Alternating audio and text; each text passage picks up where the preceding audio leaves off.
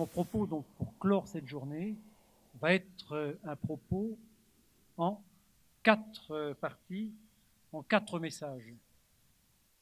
Un enseignement catholique du Finistère en mouvement, des perspectives pour l'année scolaire 2019-2020, des pierres d'angle, et puis peut-être un petit bagage de départ pour votre escarcelle de début d'année.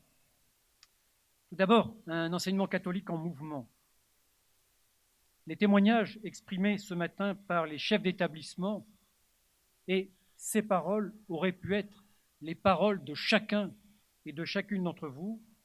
Ces témoignages, donc, pour donner à voir à Philippe la diversité des visages de l'enseignement catholique en Finistère, font apparaître à la fois des atouts et des points d'appui, font apparaître également des préoccupations, des incertitudes qui constituent les uns et les autres, atouts et appuis, incertitudes et préoccupations, autant de défis et d'enjeux que Philippe, tu as repris et dont tu as fait la synthèse dans ton intervention. Je ne vais pas y revenir.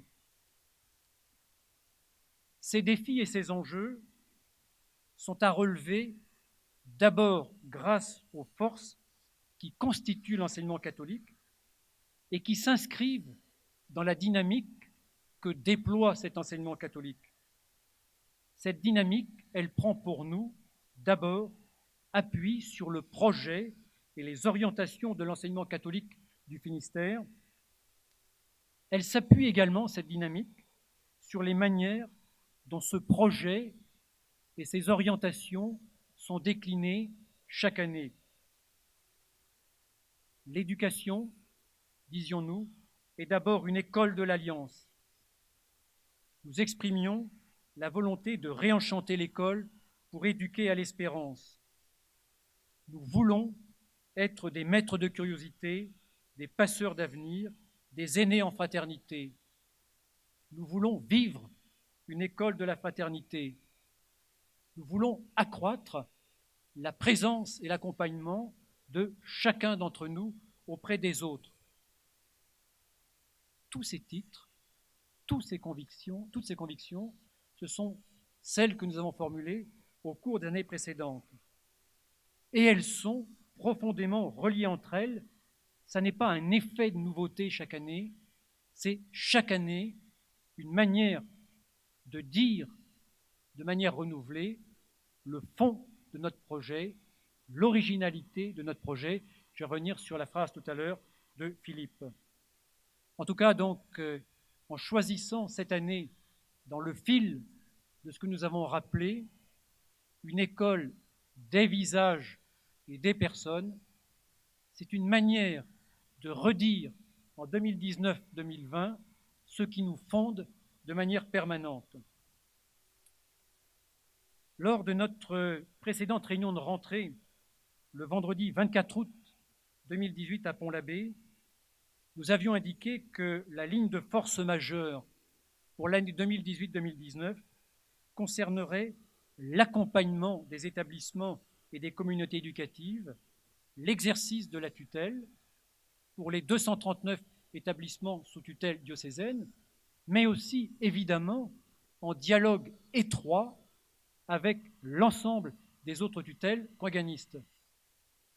Quelle que soit la tutelle, ce n'est pas une question de tutelle, quelle que soit la tutelle, non seulement nous portons, mais nous œuvrons en commun, ensemble, à la promotion d'un même projet qui est d'abord un projet sur l'homme, sur la personne, sur l'enfant, sur le jeune, nourri de convictions sur la manière dont un enfant et un jeune grandissent ou grandit, nourri effectivement de convictions sur le type de regard et sur le type de relation que nous souhaitons entre les jeunes et que nous souhaitons entre les adultes et les jeunes. Cette priorité est donc donnée en 2018-2019 à l'exercice de la tutelle et surtout à l'exercice de l'accompagnement des chefs d'établissement, des équipes éducatives et des projets d'établissement, répondait à 3 enjeux. Tout d'abord, donc, se situer résolument dans les directions qu'exprime le statut de l'enseignement catholique autour de la dynamique évangélique de l'établissement. Et tu viens, Philippe, dans la manière dont tu conçois ou dont tu décris le projet pastoral ou la vie pastorale de tout établissement, d'exprimer cette dynamique évangélique de l'établissement. Répond également donc à l'accompagnement des projets éducatifs et d'établissement et à l'accompagnement personnel des chefs d'établissement. Au-delà de ce à quoi nous sommes invités par le statut, cette majeure posée sur l'accompagnement des établissements, des chefs d'établissement, des équipes, répond également à deux autres nécessités, le constat des évolutions et des transformations qui traversent notre environnement, qui traversent donc l'enseignement catholique et qui traversent la manière d'habiter les responsabilités qui nous sont confiées. Enfin, troisièmement, une volonté d'accompagner les chefs d'établissement, d'accompagner les communautés éducatives par une présence renouvelée et renforcée de l'accompagnement et de la tutelle. Nous avons vu cette année la richesse immense que représente cette rencontre avec les établissements, les réseaux d'établissements qu'on a pu vivre. Monseigneur Donien en parlait ce matin dans cette articulation entre visite pastorale que conduit Monseigneur Donien en tant que pasteur de notre diocèse, les visites de tutelle. On rappelle que ça a concerné la paroisse Notre-Dame de la Joie en Pays Bigoudin, premier trimestre, la paroisse Notre-Dame de Tout-Remède en Pays de Landerneau, deuxième trimestre, et la paroisse Saint-Yves, au cours du troisième trimestre, Saint-Yves de Morlaix. Ce sont, cette année, au total, 33 visites et rencontres de tutelle que nous aurons conduites avec vous dans autant d'établissements pour presque 6500 élèves, et elles auront, ces visites de tutelle, mobilisé 110 visiteurs. Vous-même, en tant que chef d'établissement que nous avons sollicité, des néo-retraités, des membres du conseil de tutelle, des acteurs de l'enseignement catholique des autres diocèses, de manière à être dans ce croisement de regards. Et bien évidemment que ce souci de l'accompagnement, de la présence en proximité, de l'écoute, de l'accroissement de la disponibilité, ce n'est pas simplement une pierre posée en 2018-2019, c'est une pierre inscrite dans la durée, et nous allons poursuivre cette dynamique-là, en particulier avec l'équipe de tutelle diocésaine et avec vous-même, au cours de l'année qui vient, en lien avec les 3 nouvelles visites pastorales que Monseigneur Donien donc organise pour le diocèse. Voilà donc pour cet enseignement catholique du Finistère en mouvement, entre héritage et innovation. Les héritages dont nous parlions ce matin, évidemment, nous ne les regardons pas de manière immobile ou figée, nous nous appuyons sur ces héritages, sur ces savoir-faire, sur cette tradition éducative, sur ces expériences, pour les réinterroger, pour nous propulser vers l'avenir. Deuxième chapitre, des perspectives que je vous propose pour l'année scolaire 2019-2020. 4 perspectives majeures, autant de choix d'action, autant de priorités d'action. Tout d'abord, et vous l'avez exprimé ce matin pour plusieurs d'entre vous, dans les témoignages et les récits d'expériences que vous avez apportés, je vous propose cette formule, ensemble, tourner vers l'avenir, construire ensemble l'avenir de l'enseignement catholique du Finistère. Les témoignages, là exprimés ce matin, ont montré que l'enseignement catholique du Finistère, Philippe le soulignait, était un enseignement ancré dans les territoires, entre héritage et innovation, disions-nous, engagé dans une démarche prospective et qui s'appuie sur notre histoire et notre tradition éducative et qui vise à discerner et à poser les évolutions, les adaptations qui seront les mieux ajustées pour son rayonnement et pour son déploiement à cet enseignement catholique. Comme l'indiquent les orientations de l'enseignement catholique du Finistère, la 5e en particulier, que je vous invite à relire. Nous avons ensemble à préparer l'avenir et à anticiper les adaptations et les développements de l'enseignement catholique. Ce que nous faisons déjà depuis de très longues décennies, et ce que nos prédécesseurs ont fait également. Et parmi les pistes pour agir au service de cette orientation, il y a à la fois l'animation des établissements en proximité, qui s'est renforcée, et vous en avez apporté le témoignage ce matin, par la mutualisation, par le travail en commun, par la solidarité, par l'animation des équipes. Par ailleurs, les initiatives réalisées, les actions de communication et de visibilité engagées ont contribué à soutenir fortement le rayonnement et l'attractivité de la proposition éducative. Et au travers de ces actions de communication, la promotion que nous souhaitons faire, c'est d'abord effectivement la promotion du projet d'éducation que porte l'enseignement catholique, de manière à ce qu'il rejoigne en vérité le plus grand nombre de familles et de jeunes, y compris des familles qui ne nous connaissent pas, qui nous connaissent mal ou qui ont une représentation erronée de ce qu'est l'enseignement catholique. Et nous avons, de ce point de vue-là, en 2018-2019, accru notre engagement pour la prospective, à la fois dans le cadre d'une démarche départementale et au moyen de rencontres de secteurs en proximité, afin de comprendre, d'analyser, de décider et d'accompagner les choix qui sont à poser et les évolutions qui sont à conduire, parce qu'il y en aura nécessairement des choix et des évolutions. C'est ainsi que nous avons décidé d'amplifier cette démarche prospective pour les années qui viennent.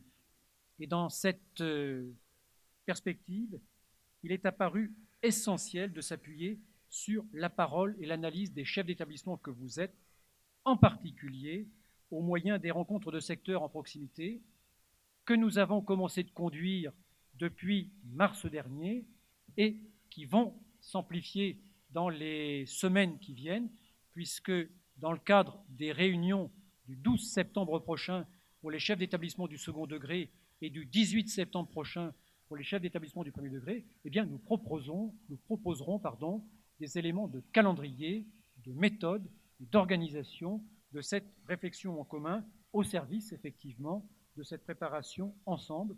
C'est la responsabilité en partage, dont parlait tout à l'heure Philippe, de l'avenir de l'enseignement catholique de notre diocèse. Aujourd'hui, comme hier d'ailleurs, mais aujourd'hui, puisque la mission nous est confiée aujourd'hui, l'enseignement catholique dépend de chacun d'entre nous, Et en prenant appui sur nos projets éducatifs, nous avons l'ambition, nous avons la volonté que les décisions que nous prendrons soient tournées vers l'avenir, celui de notre institution, celui de nos établissements, celui des élèves et des familles qui nous font confiance, celui des enseignants et des membres du personnel. Et c'est ainsi que c'est collectivement que nous souhaitons donc réfléchir et préparer cet avenir. Se donner donc comme priorité la prospective, c'est prendre appui sur des atouts, des savoir-faire, des expériences, des points forts. C'est aussi affronter des incertitudes, parfois des inquiétudes vis-à-vis de l'avenir. Et ces incertitudes constituent des enjeux et des défis à relever ensemble. Il s'agit ainsi, ensemble, de bâtir des plans d'avenir, à la fois par secteur en proximité et au plan diocésain. La démarche engagée donc au cours de l'année 2018-2019 va donc se poursuivre dans les semaines qui viennent par les rencontres que j'évoquais tout à l'heure par secteur de notre département. Et ce qui apparaît aujourd'hui, c'est qu'une rencontre ne suffira pas. C'est bien, nous l'avons éprouvé à Saint-Paul-de-Léon, nous l'avons éprouvé sur le secteur de Châteaulin, Crozon, Carhaix, nous l'avons éprouvé sur le secteur de Morlaix. C'est bien effectivement un travail spiralaire d'approfondissement successif qui est à conduire ensemble sur une période de quelques mois au moins, sinon quelques années. Et cette démarche, évidemment, elle ne peut pas se vivre de manière isolée en Finistère, elle est à coordonner avec la démarche similaire ou parallèle au plan de l'enseignement catholique de Bretagne et au plan, Philippe, de l'enseignement catholique de France dont tu parlais tout à l'heure. Premier chantier majeur, donc, ensemble, tourné vers l'avenir dans cette démarche prospective. Deuxième chantier majeur, la loi pour une école de la confiance. Cette loi pour une école de la confiance, adoptée donc au début du mois de juillet 2019 par le Parlement, maintenant inscrite dans la loi, ça n'est plus un projet, c'est une loi. Les principales mesures de cette loi concernent l'abaissement de l'âge de l'instruction obligatoire à 3 ans, une réponse pédagogique personnalisée, deuxième caractéristique majeure. Troisième caractéristique, le renforcement de l'école inclusive et l'émergence d'un service du handicap à l'école. Et enfin, un renforcement, quatrième dimension forte, du droit à l'expérimentation pédagogique. L'abaissement de l'âge de l'instruction obligatoire à 3 ans, qui est maintenant dorénavant inscrit dans la loi, consacre, et je reprends le verbatim de la loi, consacre le rôle pédagogique de l'école maternelle dans l'acquisition des savoirs fondamentaux. Et cet objectif, évidemment, cette conviction est partagée par l'enseignement catholique. Cet abaissement donc de l'âge de l'instruction obligatoire entraînera par ailleurs la prise en charge par les communes des dépenses de fonctionnement des classes maternelles. Évidemment, ça ne réglera pas de manière magique ou merveilleuse les fragilités économiques auxquelles nous sommes parfois confrontés, mais en tout cas, c'est un point d'appui positif, et on l'a vu dès le mois de mai, le mois de juin. Pierre peut en témoigner, il accompagnait à ce moment-là le secteur du premier degré de Brest, il a participé avec nous aux réunions avec la mairie de Brest, donc à la fois les élus et les représentants des services jeunesse et éducation. On voit effectivement que les choses se sont déverrouillées, d'où le sens du courrier que j'ai adressé au président d'OGEC et au chef d'établissement du secteur de Brest début juillet, et on peut supposer que le mouvement va, être accompagné par la plupart des autres municipalités. En tout cas, donc, cette loi pour une école de la confiance, je reprends sur le mot que vous avez utilisé à plusieurs reprises ce matin, que Philippe a placé en exergue de son intervention. Cette loi pour une école de la confiance résonne, on n'est pas plus malin que d'autres, mais elle résonne avec le projet d'éducation de l'enseignement catholique du Finistère que nous avons intitulé, gardons-le en tête, une école de la confiance et de la promesse qui s'engage pour les réussites des élèves. Troisième orientation majeure, les réformes des lycées, de la voie professionnelle et de la formation professionnelle. Nous avons là 3 chantiers majeurs à conduire, avec, pour ce qui nous concerne, la manière dont l'enseignement catholique, avec la proposition qualifiée qui est la sienne, habite ces réformes. Et tu as soulevé, là, Philippe, la création, donc, à la fois au plan national, au plan régional et au plan départemental dans un certain nombre de diocèses. Tu as mentionné la création de l'agence Excellence professionnelle. Oui, évidemment, la conviction que nous portons, c'est que la voie professionnelle est également une formation d'excellence, à égale dignité avec la voie générale et la voie technologique, que cette voie professionnelle s'exerce dans les établissements catholiques en contrat éducation nationale ou dans l'établissement catholique en contrat ministère de l'Agriculture. En tout cas, la conviction que nous portons, c'est que le lycée professionnel a vocation à être le lieu de plusieurs types de formations professionnelles. Formation professionnelle initiale sous statut scolaire, formation par apprentissage, formation en mixité de public, formation en mixité de parcours, et enfin, je me tourne vers Anne-Emmanuel, formation permanente, effectivement, formation continuée tout au long de la vie.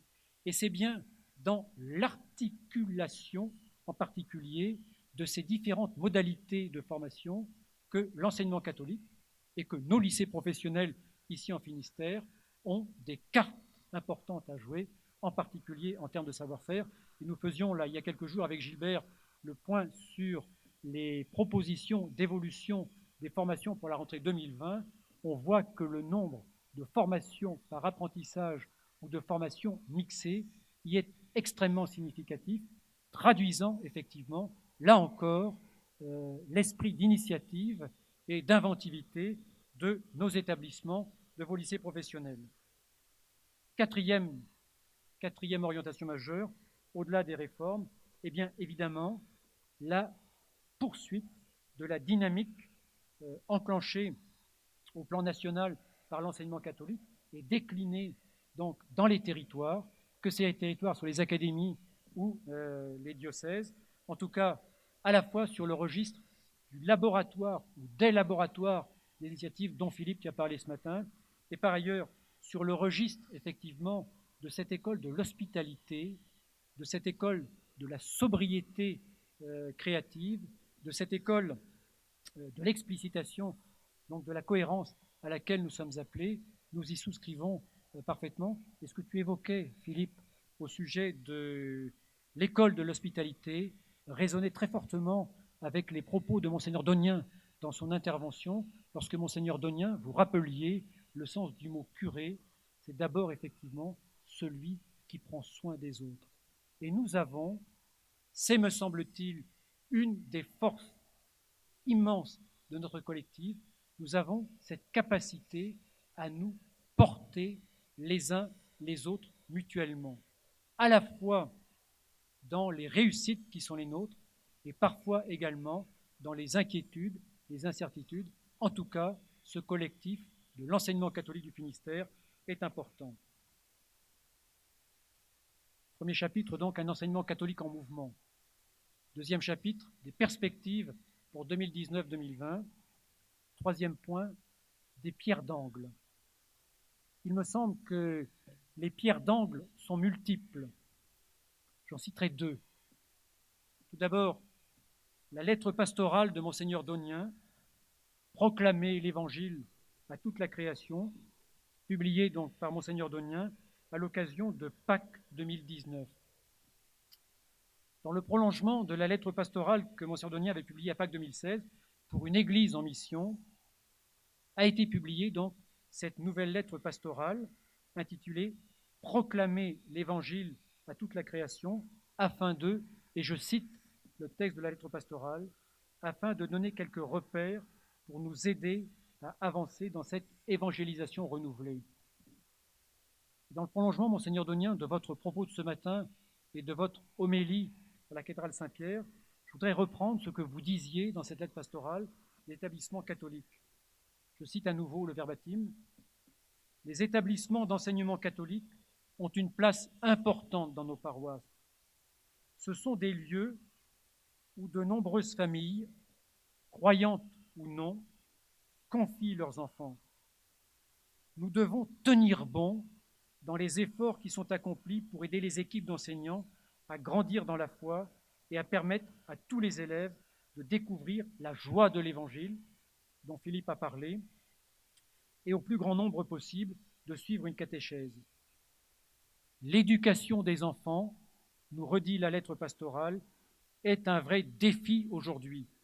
Nous devons soutenir les parents dans cette éducation, d'où cette école de l'Alliance que nous rappelions tout à l'heure, la catéchèse paroissiale, les aumôneries de jeunes, les établissements catholiques sont des lieux privilégiés pour cela. Je ferme la parenthèse. Première pierre d'angle, donc, la lettre pastorale de Pâques 2019. Deuxième pierre d'angle, l'exhortation apostolique post-synodale à l'issue du synode des jeunes, Christus Vivit, du pape François. Je vous invite vraiment à lire, si vous ne l'avez déjà fait, cette exhortation apostolique. Je vais tout simplement reprendre avec vous le paragraphe 15 et vous allez voir les échos avec la chanson d'Alexandre Poulain. Ce matin, Valérie donc, nous invitait à porter attention aux paroles et on va revenir sur les paroles tout à l'heure puisqu'on va rediffuser cette vidéo qui présente l'enseignement catholique de Plougastel pour conclure dans quelques minutes. Cette exhortation apostolique dit ceci dans son paragraphe 15. Un jeune ne peut pas se décourager. Il doit rêver de grandes choses, chercher de larges horizons, aspirer à plus, vouloir conquérir le monde, être capable d'accepter des propositions provocantes et souhaiter apporter le meilleur de lui-même pour construire quelque chose de meilleur. Voilà pourquoi, nous dit le pape François, j'invite avec insistance les jeunes à ne pas se laisser dérober l'espérance. Et je répète à chacun que personne ne méprise ton jeune âge. Et le pape François cite là la première lettre de saint Paul à Timothée. Quatrièmement, quelques éléments de conclusion. Évidemment, je n'ai pas la prétention de vous donner, comment dirais-je, des éléments qui vous permettraient de conduire votre mission de manière magique et merveilleuse en 2019-2020. En tout cas, il me semble que, et la lettre de mission qui a été donnée tout à l'heure au nouveau chef d'établissement ou au chef d'établissement en mobilité exprime cela, cette mission qui vous est confiée, qui nous est confiée, parce que le directeur diocésain lui-même a une lettre de mission, est d'abord une mission d'unité et d'unification, découlant du fait qu'une école catholique est une communauté éducative, et cette communauté se constitue autour d'un chef d'établissement auquel il revient d'en assurer l'unité. C'est ce à quoi nous invite le statut de l'enseignement catholique. C'est une mission, donc deuxièmement, référée au projet d'éducation et aux orientations de l'enseignement catholique du Finistère. Et enfin, Monseigneur Donien le redisait au cours de son homélie, c'est une mission d'église, tout simplement.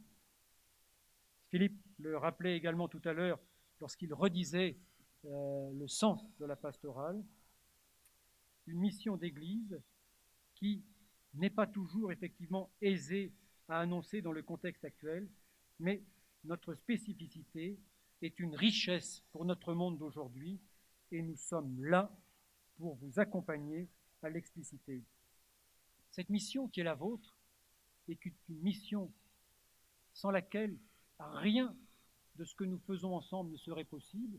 Vous êtes les clés de voûte, ou certaines des clés de voûte de l'enseignement catholique. Cette mission s'exerce au service de l'établissement, bien entendu, dans la responsabilité qui vous est confiée, mais elle s'exerce également au-delà de votre établissement, dans le réseau d'établissements catholiques du premier degré et du second degré en proximité, au service également du réseau diocésain de l'enseignement catholique du Finistère. Et le réseau diocésain, ce sont tous les établissements, et elle s'exerce enfin en lien étroit avec la tutelle à laquelle se réfère votre établissement, que cette tutelle soit diocésaine ou congréganiste. L'enseignement catholique, donc associé par contrat à la mission d'éducation de la nation au bénéfice de sa jeunesse, aura à continuer de faire vivre en 2019-2020 cette mission d'éducation et à participer aux évolutions à venir avec le caractère propre qui est le sien, qui constitue justement une richesse. Je vais vous inviter donc maintenant à regarder dans quelques dizaines de secondes une deuxième fois la vidéo d'accueil que Cécile, Valérie et Benoît ont réalisée pour nous. Et dans le prolongement de l'invitation que nous lançait Valérie là, ce matin, je vous invite à porter une attention particulière aux paroles de la chanson d'Alexandre Poulain. Elles sont en écho formidable avec l'invitation à l'espérance à laquelle nous invite le pape François. Je reprends quelques-unes de ces paroles que j'enfile les unes aux autres. Moi, je rêvais d'être écrivain. Il y avait monsieur Désilé, fin et disponible, qui m'avait pris sous son aile et croyait en mon talent subtil. Mon prof inspirait confiance. Je voulais croire un peu aussi que j'avais peut-être une chance. Laisse-moi te regarder maintenant, je suis si fier de toi. Je vous souhaite, comme nous y invite cette chanson, à être profondément des éducateurs qui inspirent la confiance et qui contribuent à révéler la subtilité des talents des élèves et des adultes que nous accueillons et que nous accompagnons, et à vivre cette école des visages et des rencontres. Je vous souhaite à tous une très très belle année 2019-2020. Merci.